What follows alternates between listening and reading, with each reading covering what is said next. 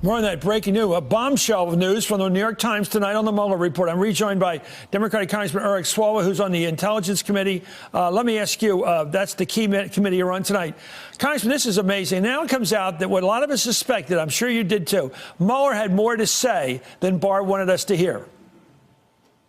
Chris, this shows why we need to get the report as soon as possible. The fact that investigators would express this concern shows the imminence of the situation. Stepping back, this whole investigation launched because a foreign adversary attacked us. So Russia attacked us. There's questions about U.S. persons in the Trump campaign administration transition who worked with them, and those are unresolved. And if we're going to protect ourselves in the next election, I think this is a clarion call that we better get this report and get to work.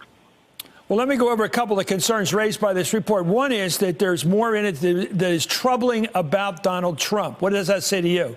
Trouble for him that never came out through this 4-page summary by his attorney general. It shows that we should have always been skeptical about someone who would solicit this job in a 19-page letter and then write a summary of a 2-year investigation that produced 37 indictments, 6 guilty pleas, 2,800 subpoenas, 500 search warrants, and would only summarize that with a 4-page letter that had 84 words from the 400-page report. So we should be very skeptical of that and demand the full report.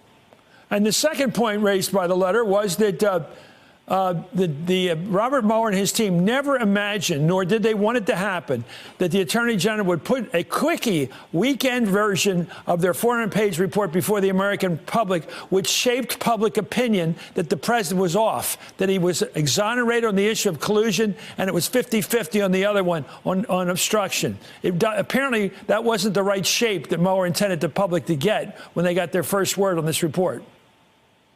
And Chris, we're going to get that report now, and we should not rely solely on the Attorney General's spin. Again, he should not have been confirmed by the Senate because of his bias. He should have recused himself and not allowed himself with that bias to make this decision. And again, my fear is that, again, you're seeing the rule of law erode in this country when people can't have faith in an independent Department of Justice, and instead you get an Attorney General who seeks to protect the president rather than to protect the ballot box.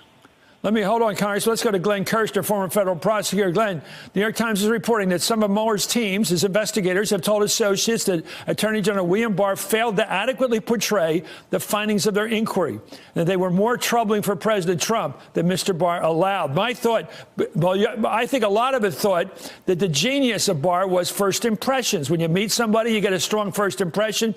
When the American people got the Mueller report, they didn't get the Mueller report. They got the Barr report, and they got a strong impression this president had gotten scot-free.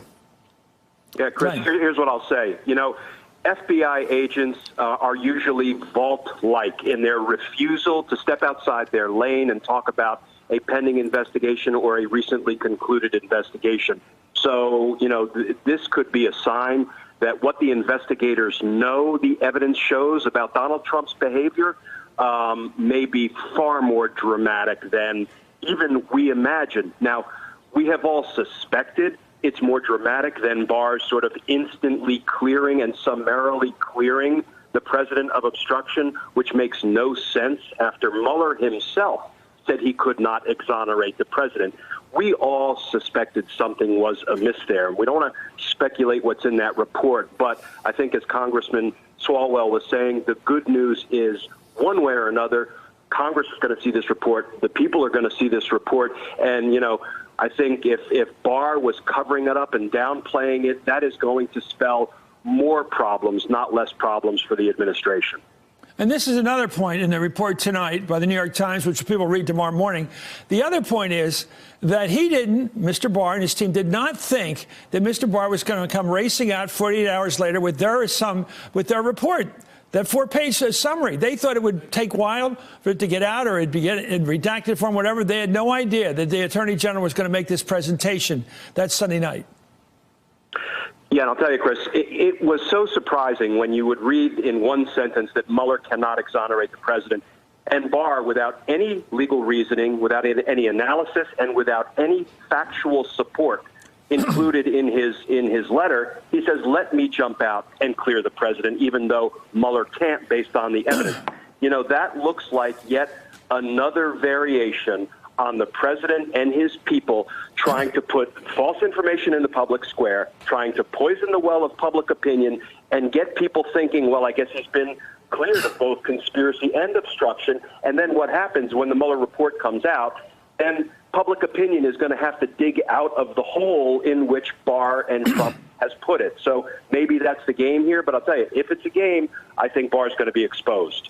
We're talking about the New York Times story breaking just tonight. It'll be in the paper tomorrow, but it's out tonight. It's basically that the Mueller people, the investigators who have talked to the Times, have said they were not happy with the way that Mr. Barr, the Attorney General, presented their report in that 4-page summary, that there was more troubling information about that, about the president, that did not get through. That's a big part of the story. Let me go to Mimi Rocco right now. Mimi, what do you make of this? Really, maybe it took all these weeks to get the truth, but it's coming out. Well, yeah, Chris, and I was on your show earlier, and I think I said, the facts are not good for Donald Trump when they come out. And this is what a lot of us have been saying since the day Barr released that letter. We can't just look at Barr's conclusions. We need to see all the facts, whatever they are. Mueller did not write a 400 or whatever page report just to say, nothing here to see. He investigated this for, almost 2 years.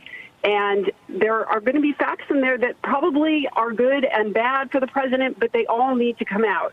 And Barr's, insertion of himself in this process and putting out that conclusion at the point where we didn't have all the facts was absolutely the wrong thing to do. As Congressman Swalwell said, it looked so political, and he should have just stayed out of it and let the facts come out when it was time for the whole report to come out. Hey there, I'm Chris Hayes from MSNBC. Thanks for watching MSNBC on YouTube. If you want to keep up to date with the videos we're putting out, you can click subscribe just below me or click over on this list to see lots of other great videos.